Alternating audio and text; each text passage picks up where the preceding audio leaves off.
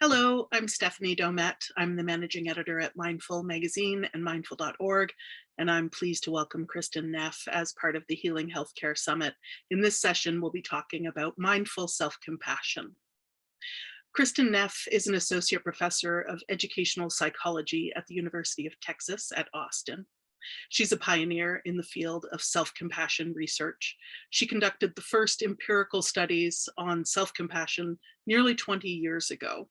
She's written numerous academic articles and book chapters on the topic, and she's the author of the book Self-Compassion: The Proven Power of Being Kind to Yourself. Along with her colleague, Dr. Chris Germer, she has developed an empirically supported training program called Mindful Self-Compassion, which is taught by thousands of teachers worldwide. Kristin Neff and Chris Germer co-authored the Mindful Self-Compassion Workbook and Teaching the Mindful Self-Compassion Program, a guide for professionals. Her newest work focuses on how to balance self-acceptance with the courage to make needed change. Last June, she published Fierce Self-Compassion: How Women Can Harness Kindness to Speak Up, Claim Their Power, and Thrive. All of which is to say, if you want to talk about mindful self-compassion, you want to talk to Kristin Neff. Kristin, hello, welcome to Healing Healthcare. Hi, Stephanie. Thanks so much for having me. I want to acknowledge that we're recording our conversation in early January, January 10th, at a time that feels terribly reminiscent of March 2020. Our systems are under incredible strain. The people who work within those systems are under almost unspeakable strain. I can imagine that self-compassion is at the bottom of most of those people's to-do list. What do you hear from healthcare workers about practicing self-compassion, or what have you heard from them? Yeah, well, fortunately, I think more and more healthcare workers are starting to understand the, how critical it is to practice self-compassion in order to try to cope with the incredible stress. So we actually teach a adapted version of the Mindful Self-Compassion program for healthcare workers called Self-Compassion for Healthcare Communities. And what we find is that they see it as, it's not something you have to do in addition to your day. It's actually what you do as you're living your day that helps you not be so overwhelmed. So self-compassion is about being kind and warm and supportive and encouraging to yourself when you suffer. So when you're stressed and you're burnt out and you're overwhelmed, it's really just a matter of changing your mindset toward yourself, as opposed to meditating for a half hour or do something outside of your day, which just is one more thing on your to-do list.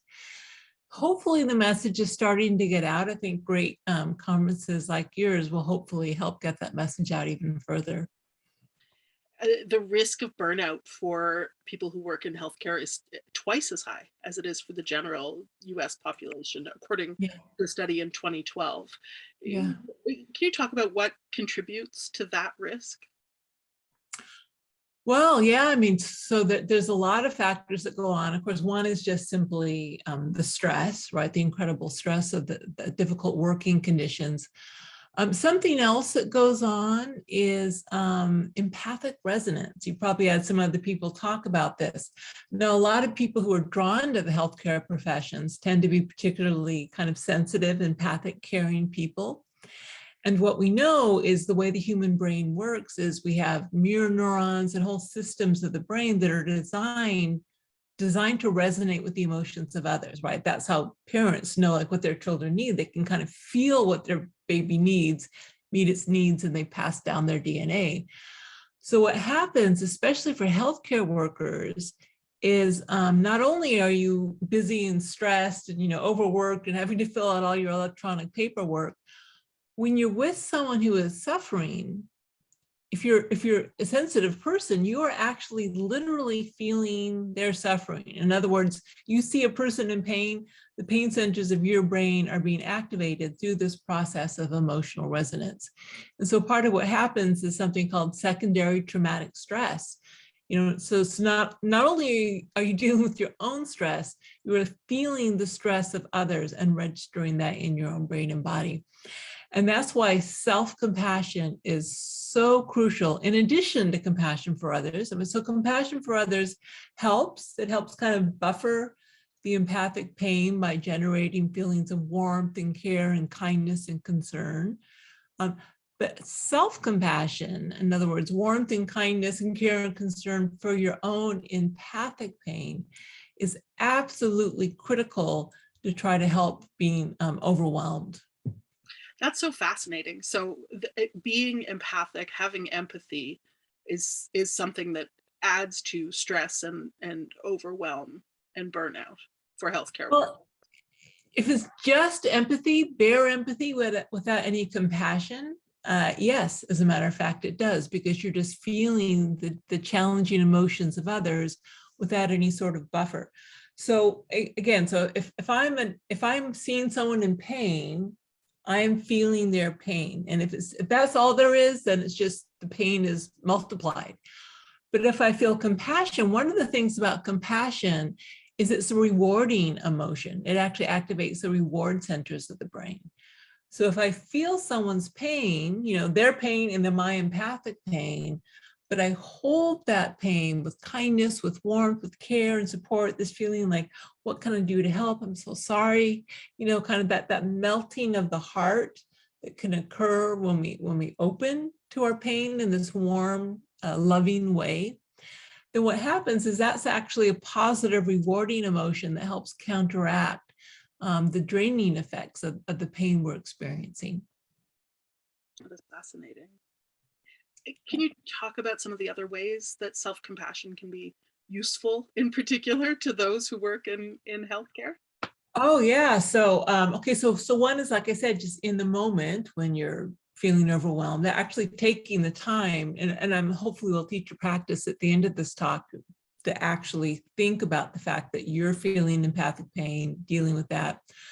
But there are some other ways as well. So I've been talking lately about fierce and tender self-compassion. So tender self-compassion is more of the warm, nurturing side of self-compassion. You might think it's the energy of like a mother who unconditionally loves her child, even if that child is screaming, his or her head off, right? It's kind of this acceptance, warmth, care. But there's the other side of self-compassion is fierce. I like to call this mama bear self-compassion. This is the part of us who, in order to alleviate our suffering, is willing to stand up, to protect ourselves, to draw boundaries, to say, hey, my needs count too, and also to motivate change, right? So we're acceptable as we are, but some of our behaviors maybe not so helpful, or maybe some of the situations not so helpful, right? So that's kind of the action-oriented side of compassion. And this can be really important for healthcare workers, things like drawing boundaries. Right. So oftentimes there's a culture of healthcare, and we found this when we developed the adaptation of the MSc program for healthcare workers. There's a culture of self-sacrifice. It's kind of like, oh, I got less sleep than you did. It's almost like, the more you sacrifice yourself, somehow the more status you have. And that's a problem, of course, because, the more drained you are, the fewer resources you actually have to give to others. So learning to do things like draw boundaries, to value your own needs, to realize that, when you give to yourself, as well as others, it actually it enables more resources around to give to others and yourself. So drawing boundaries isn't really selfish. Some people think drawing boundaries is selfish. When you draw a boundary and say, hey, I can't do it. I'm sorry, I'd love to help, but I need a break. I need my time. I need my sanity. Then ironically, what that does is that helps sustain your resources, reduce your burnout, which actually allows you to give even more. It also increases compassion satisfaction, right? So another thing we know about self-compassion is when you do things, how do I put this? A lot of times we say yes because we want people to like us. Right? We kind of do it because we're worried what other people will say about us if we say no. One of the things self-compassion gives us is that our sense of self-worth isn't contingent on the approval of others. Our sense of self-worth is intrinsic, right? I'm a human being, and all human beings are intrinsically worthy of respect, kindness, care, and warmth. And when you have that sense of intrinsic self-worth, then you don't have to say yes to everyone who asks you because you're worried about whether you like them. You can be authentic. In other words, you say yes to the things that you really want to say yes to, and no to those things that you don't. And that also helps you to be more selective about what you choose to do and what you choose not to do, how you draw your boundaries. And therefore, when it's more authentic, you also feel more satisfied in your work. Right? If it's coming from your heart, I really feel like doing this, it's really meaningful to me, yes, then that's a good experience. If it's, I really don't want to do it, but they'll judge me and I got to do it, it's inauthentic, then that's going to be draining when you do that act of service. So there's just so many ways self-compassion is crucial, like I say, crucial for caregivers. I suppose there's also an element of modeling, if one person on a team can have that fierce self-compassion and be able to draw those boundaries, because I imagine for some healthcare workers, it would be very difficult to be the one who kind of steps out of line and prioritizes themselves. But if they can think of it as you do this in a way to model it for your colleagues to help them also guard against burnout, that might exactly. Yeah, exactly. There's actually a great research paper called Self-Compassion is Contagious. So not only COVID, but also self-compassion. So we learned, so for instance, if your colleagues at work, they'll beat themselves up out loud. It's kind of like, oh, I'm not worthy, or oh, I'm so bad. And then that's kind of modeled, oh, that's how we're supposed to be with ourselves. But if you model self-compassion, I would love to help, but I really need to take care of myself and say no. Then you're modeling that that's okay. So this program we developed, right? So we were just going to call it self-compassion for healthcare professionals, but we changed it to self-compassion for healthcare communities, because what we found, we developed the program at a children's hospital. What we found, which is so amazing, is it actually changed the culture of the hospital. Beyond the people who took the training. So the idea is that instead of just self-sacrifice being what you get worth for, people started really valuing self-compassion. They would say to each other, like, hey, take care of yourself right now. So we often teach hand on heart as a way to have a physical gesture of self-compassion. They would say, hey, and so it actually changed the culture. It's, again, well beyond those people who actually took the program. So it absolutely can change interactions with other people in addition to with yourself. Were you surprised by that? I was actually. I was happy about it, but I was surprised. In fact, so it was a children's hospital, and so all the nurses and doctors their culture started changing, and then all the parents who had their kids in the children's hospital said, hey, I want to get me some of that. So we started doing training for the parents as well. It just kind of spread. And it was just so gratifying, because these are people who are under so much stress, give so much, and to see them actually give themselves permission to turn the lens of compassion inward as well as just outward was just super gratifying. Yeah, that's amazing, because especially as you say, this is not like you need to go and meditate for 30 minutes or change about how you're living or how you're working. It is that lens shift, right? Yeah. So what we did at the hospitals, first of all, we taught people at lunch, and just for an hour for 6 weeks, we gave them pizza. They had to eat anyway. No meditation, nothing that we would require extra time outside of what they were already doing. These are practices like, for instance, to teach mindfulness. We would just have them be aware of their feet as they walk from room to room. Right? Little things like putting your hand on your heart, using the breath as a way to give and receive compassion. Little things that you could just slip in your day and think about, how are you speaking to yourself? Are you speaking to yourself the way you'd speak to a good friend you cared about? Right? Well, if no, well, can you try to change that so you are being more supportive? So we did collect data on that study, and we found that it not only increased self-compassion, it increased compassion for others, it increased mindfulness, it increased compassion satisfaction, and really importantly, it reduced burnout. It did reduce burnout. So it was an effective program. That's incredible. I imagine that people who are dealing with burnout would be encountering a range of feelings, including maybe Yes. shock and shame that it's happening to them. Yes. They're healthcare workers, they're supposed to be the strong and resilient ones. They might be feeling anger on a daily or even hourly basis at the situation that they're in, or the system that they're working in, or just how things are going. Right. And by the way, I do want to say that I think there is a place for anger at the system you're working in, right? Yeah. So that's part of fierce self-compassion, right? So we want to accept ourselves, but we don't necessarily want to accept all the situations we find ourselves in.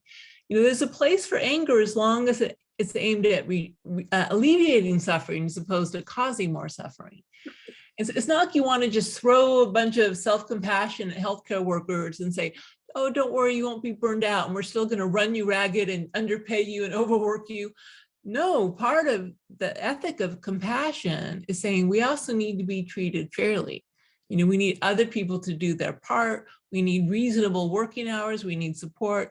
All those things that help make a more compassionate workplace go hand in hand with self-compassion. It's a really important point that it's not just an inside job. It is also about changing institutions and systems to be more compassionate as well. So self-compassion makes room for those more difficult emotions in that way. Yeah, no, absolutely. And so my recent book, I wrote it largely for me, because anger is an issue for me. I'm certainly not an anger expert. I get anger wrong all the time. But I suppose what I realized is that side of me, that fierce kind of warrior side of me, is also giving me a lot of benefits in my life. One of the reasons I wrote the book for women is in particular because women are so socialized not to be angry. Women feel like, I'm not angry. And then when it comes upon us, it's like, an alien force took me over and I lost control. I lost it. I wasn't myself. As opposed to angry. Exactly. As opposed to being able to just claim, hey, this is part of being a human being too. So instead of judging my anger, hopefully I can just harness it for good, but it's a valid self-protective emotion. It's actually another face of love. Again, this is like mama bear is coming from this place of fierce self-protection. We want to honor that. We want to tap into it. I think the Me Too movement or the Black Lives Matter movements, these are also self-compassion movements, even though there's a lot of anger because it's aimed at saying, hey, this isn't okay. This needs to stop. So all the emotions, fear, grief, shame, terror, right? All of these need to be honored for what they're trying to do for us, accepted mindfully. But again, we don't want to just leave it there. We want to accept ourselves and accept our emotions, but we also want to do what we can to help ourselves. That's part of compassion as well, doing what we can to alleviate suffering. So it's really both acceptance and action. Because it's not just, oh, poor you, I see you and your situation is terrible. Right, exactly. And also it's really different than self-pity. Some people think, well, what's the difference between self-pity and self-compassion? So compassion is an inherently connected emotion, right? So if I were to pity you, I would feel sorry for you. I'd feel separation from you. If I have compassion for you, it's like, oh, hey, I've been there. So it's a connected way of dealing with suffering. So self-compassion, it's not, self-pity is like, poor me, woe is me. Self-compassion is, hey, this is difficult for everyone. I'm a human being. My worthy is also worthy of a compassionate response. So it actually de-emphasizes the separate self. It's just compassion turned inward as opposed to solely being turned outward. And in what way is it related to or different from, what we're all calling self-care now? Yeah, so all these terms, it depends how you define them, but I tend to think of self-care more as behavioral self-care. Self-care is a part of self-compassion. We know people who are more self-compassionate engage in more self-care, but self-care is more behaviors like getting the sleep you need, eating right, maybe spending time with friends, doing those actions that help nurture you. Self-compassion includes that, but also really importantly, especially for busy healthcare workers who may not have time for self-care, self-compassion is what you do when you're with a dying patient Or actually, I worked at the Children's Hospital. You're having to tell parents that your child maybe has cancer or something like that, incredibly emotionally stressful. You're in the moment. Self-compassion is how you hold yourself emotionally, right? Kind of opening your heart, allowing yourself to be moved by your own pain. So there's actually 3 components of self-compassion. There's mindfulness, right? So first of all, we need to be able to be with the pain as opposed to either putting our heads in the sand, pretending it's not there, or else diving into it so we lose all perspective. So we need to kind of be aware, have space for it, be kind to ourselves, warm with ourselves, and really importantly, remember that we aren't alone, that this is a human experience, that other people feel this, that my situation is connected to a whole host of other causes and conditions, right? It's not me as an isolated individual. And when you do that in the moment, it gives you real strength and resilience to cope with very difficult emotional situations. So it's emotion regulation in addition to behavioral self-care, you might say. Yeah. If someone who's watching this conversation is still feeling skeptical or like, this might be nice, but they just can't do one more thing, Yeah. what would you say to them? What would you most want them to know? Yeah. So self-compassion isn't doing more, it's actually doing less, right? Think of all the energy it takes to criticize ourselves, to judge ourselves, to shame ourselves, how draining that is, right? Just to kind of give ourselves a cold shoulder. So self-compassion doesn't require doing necessarily. I mean, you may decide to do some self-care, but maybe you don't have time. Really, maybe you are just so depleted you can't even do a simple act of self-care. But can you at the very least say, wow, that really hurts. I feel so drained and depleted. I can't even do a simple act of self-care. Oh, just kind of that warmth itself. So just physiologically, just so you know what happens physiologically when we tap into this kind of soothing, caring system, our cortisol levels go down, our heart rate variability increases, right? We go more into parasympathetic activity as opposed to sympathetic nervous system activity. So just that simple shift of how you're relating to yourself. Again, if a friend said to you, I am so burned out, I can't even get off the couch to do a simple act of self-care, you might like put your hand on their shoulder and say, I'm so sorry, is there anything I can do to help? Even if there's nothing you can do to help, just simply asking helps, right? That just simply opening to the fact that someone cares helps. And what people don't realize is actually our internal dialogue is probably the most important in determining whether we feel cared for or not, whether we feel worthy or not. Really? So, well, yeah, as a scientist, I'm not going to say like, we know that it's significantly more important, right? So don't take this too seriously, but think about it, right?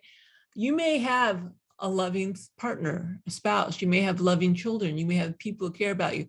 But if you inside your head feel unworthy, you judge yourself, you criticize yourself, all that support of others just like bounces right off of you like Teflon. Right. Whereas if sometimes other people may be mad at you or they aren't giving the support you need, but if you can give yourself the support you need, right? If you can open your heart to yourself, if you can realize that your worth is intrinsic as a human being, that you can give yourself, care, support, kindness, you can ask yourself, what do I need right now? In some ways, that's even more powerful. It's all good. I'm not saying you do this instead of support of other people, but it's really the only support that you have any sort of control over. You can't control whether other people are in the space to give you what you need or not. But you can try to give yourself what you need. That's the beauty of it. It really gives you incredible autonomy, and you aren't giving away your power to others either, which is really important. Yeah, vitally important, especially if you feel overwhelmed or caught in a system that you don't have power over, for sure. Yes, exactly. Now, I know from my own mindfulness meditation practice that that is not one and done. You're always coming back to the practice, Yes. or your mind is wandering, and then you're remembering and coming back to your breath. So what about Yeah. the practice of self-compassion? Do I like just tune into it and then I'm good to go? Or Yeah. It's again, it's a journey. It's the way you approach the journey. It's not a destination. It's not like, okay, now I'm self-compassionate, right? It's really a way of approaching every moment. And also, we have a lot of sayings in the self-compassion world. One saying, which is one of my favorites, is the goal of practice is simply to be a compassionate mess, ah, right? So in other words, it's not like you get it right. You should expect to get it wrong constantly because you're a human being and you're imperfect and life's imperfect and stuff happens. This is just the way human life is. So your goal becomes less about getting it right and becomes more about opening your heart. And so moment by moment, and you'll fall off and you'll fall down and you'll forget, and over and over and over again. And then can you open your heart to that? Can you hold that with compassion? Again, I've been practicing for, 25 or 30 years now. I may be marginally better at some things, but it's pretty darn marginal. But what I am better at than I used to be is holding the mess with compassion, right? So I'm still a mess, but I have learned to make it habitual to say, okay, well, I'm a mess. That's okay. I'm only human. How can I care for and support for myself in this moment? And it makes all the difference in your ability to get through each day. a compassionate mess that feels achievable. I feel It is achievable. That's the thing. wow. Getting it right. Good luck with that one. Compassionate mess. I can do that. Check. You check. Yeah, that's right. Is there anything else that you especially want people who work in healthcare to know right now? Uh, well, actually, there's one point to have it made. I'm not a healthcare worker, but I do have, my son is autistic. So I know some about being a caregiver in a difficult situation. And one of the really interesting things about how self-compassion works is, so I talked about empathic resonance before, the fact that other people's negative emotions, we feel them inside of us. But what you may not realize is that other people actually feel our compassionate emotions on the inside. So you might say, just as there's secondary traumatic stress, there can also be secondary compassion. So my son, and by the way, autistic kids are very empathic. They have a hard time perspective taking, but they can really kind of feel, they're sensitive to the emotions of others, which is partly why they withdraw. And I found when I was raising my son that I could really almost regulate his emotions by regulating my own emotions. So if he was really upset and, kind of tantruming, if I just kind of, oh, I can't believe this, or something I said, or if I was cold with myself, he would just ramp up. But if I could remember to say, wow, this is really hard right now, maybe put my hand on my heart or just give myself some warmth and kindness and care, then he would actually feel that through his mirror neurons and he would start to calm down. So when you give compassion to yourself, not only are you helping yourself, not only are you giving yourself more resources to give to others, but literally in the moment, you can help other people resonate with your internal calm, compassionate frame of mind. And that helps them as well. Bonus. Super bonus. I love that. This is great. Yeah. As a person who, likes to be productive, that feels terrific to me. Yeah. Mm-hmm. Yeah, exactly.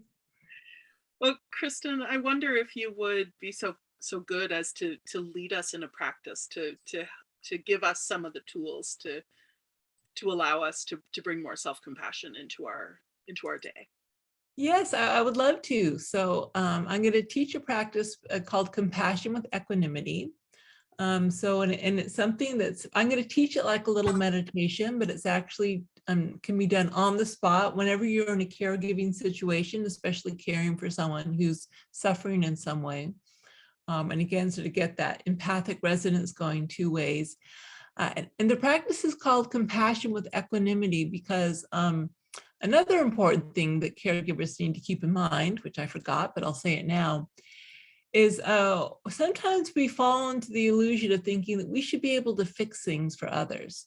We should be able to make other people's pain go away. We kind of forget that we're only human beings, and we don't have total control over other people's suffering. And so equanimity is like the serenity prayer, give me the courage to accept the things I can change, the serenity to, sorry, can we reframe that?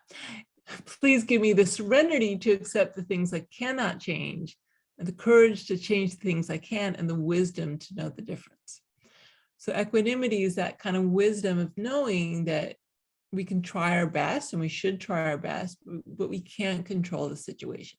Caregivers really need that wisdom so that they don't fall into the trap of thinking that they're superhuman and they can play God and just make people's pain go away with the snap of fingers. It doesn't work that way. Okay, so let me lead the practice. So I'm going to close my eyes. You can close your eyes if you want, Stephanie. It's up to you. But I always like to close my eyes to go inward. Right. So just imagine that you were in a caregiving situation. All right. So imagine that you were in, whatever profession you're in. Imagine you're with some patient or a client or someone that you care for. Maybe it's your elderly parents. Right? And imagine that you're with this person and kind of reminding yourself of their struggle. And by the way, if you see a lot of patients or a lot of people, just choose one if you can, someone who you think is maybe really kind of starting to burn you out. If you think about them, it just feels like, draining. Just choose one person. Okay, so imagining this person in your mind's eye, reminding yourself of what they're going through. See if you can kind of let yourself open to their pain a little bit. So just let you should kind of feel the tension of it, the discomfort of it. And if you can, drop out of your head into your body to actually feel it.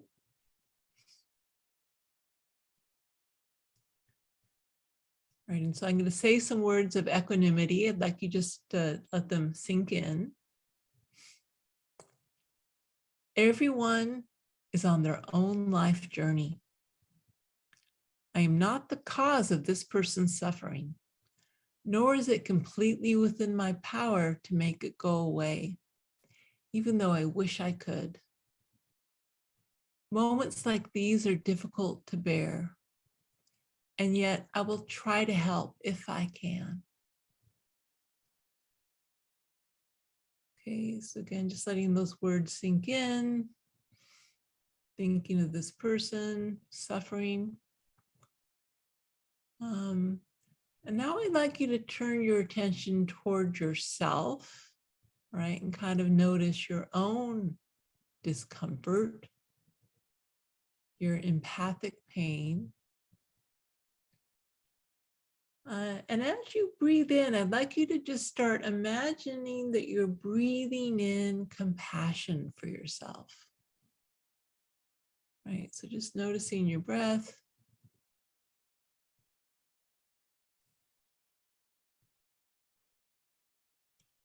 And as you breathe in, breathing in goodness and support and warmth and care for your own empathic pain.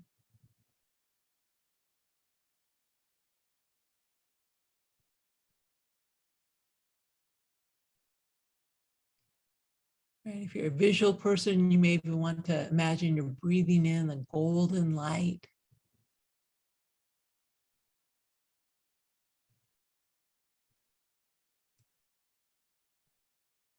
But as you breathe in, just imagine that you're validating your empathic pain. You're validating and giving yourself kindness and care and warmth because it's hard for you to be a caregiver in this situation.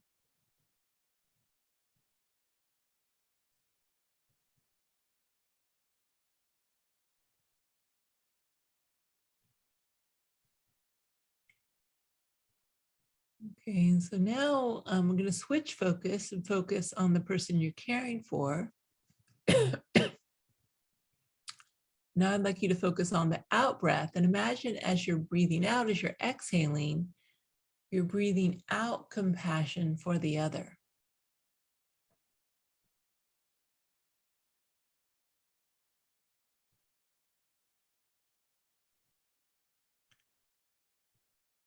Right. You might imagine that you're filling their body with this golden light. You're validating their pain, their struggle. Right? You're breathing out care and warmth and kindness and support, giving them what they need to deal with their situation.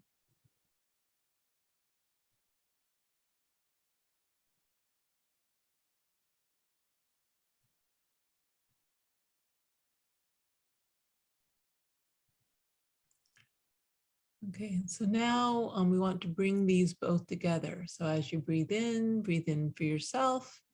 And as you breathe out for the other.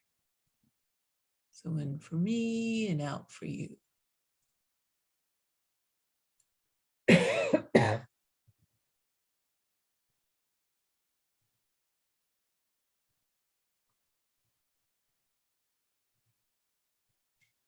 Right, we need to breathe both in and out to live. Giving yourself full permission in for me and out for you.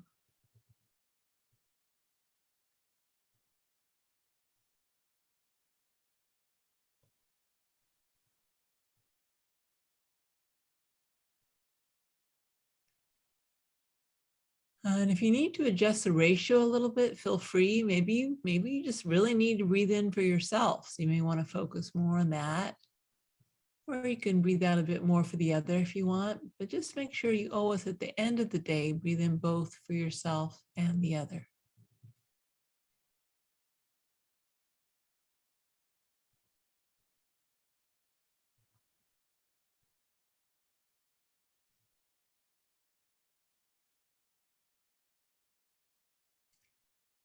And it may help to remember that this compassion isn't just generated from our small cells. It's like a sea and ocean of compassion. You might imagine that we're just breathing it in from the air, in for ourselves and out for the other. Coming from the universe of compassion.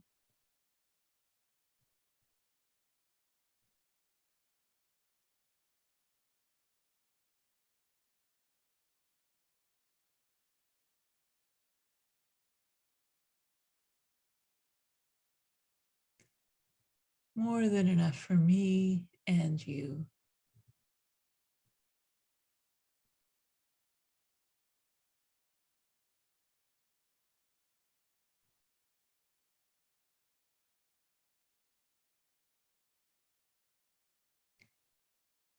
And once more, letting these words of equanimity just kind of sink in as you think of this person you're caring for. Everyone is on their own life journey. I am not the cause of this person's suffering, nor is it completely within my power to make it go away, even though I wish I could. Moments like these are difficult to bear, and yet I will try to help if I can.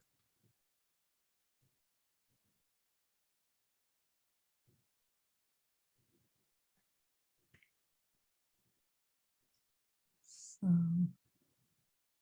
and letting the words go, letting the image go.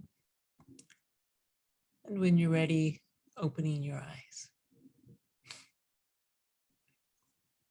Okay. So again, I led this like a meditation, but in real life, what you would do, for instance, and the nurses and doctors, they actually took these phrases and like pinned them up around the hospital to remind themselves. So it's more just like a mindset, and you can remember the phrases if you like. And then the breathing, you would actually do that when you were with the patient by the bedside, for instance, or if anyone like says something and you're like, oh, you just breathe in for yourself, breathe out for the other. So it's actually designed to be that practice in real life. And again, sometimes you just mainly need to focus on yourself until you've got your stability, and then you can think about focusing on the other. But ideally, it's this easy flow in and out. What a practical, portable, rich, and vital practice. It works. I use it all the time. Believe me, it really works. Yeah. Kristen, thank you so much for that practice and for your wise words and for spending this time with us. You're welcome. It's been my pleasure. If you want to find out more about self-compassion, including a self-compassion test, research articles and practices, you can check out self-compassion.org. You can find out lots more about Kristen Neff on our website, mindful.org as well.